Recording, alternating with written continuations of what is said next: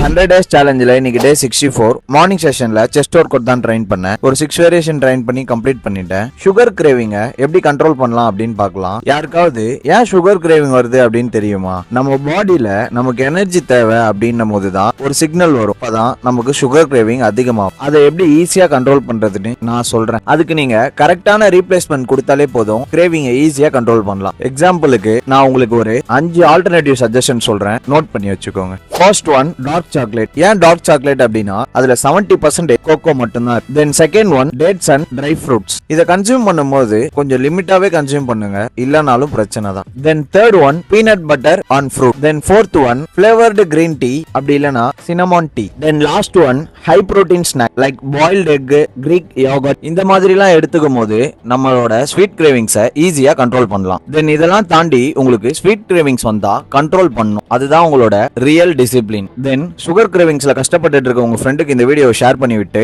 இந்த மாதிரி யூஸ்ஃபுல்லான இன்ஃபர்மேஷனை பத்தி தெரிஞ்சுக்க மறக்காம என்ன ஃபாலோ பண்ணிக்கோங்க. நாளைக்கு வீடியோல பார்க்கலாம். Tata, bye by.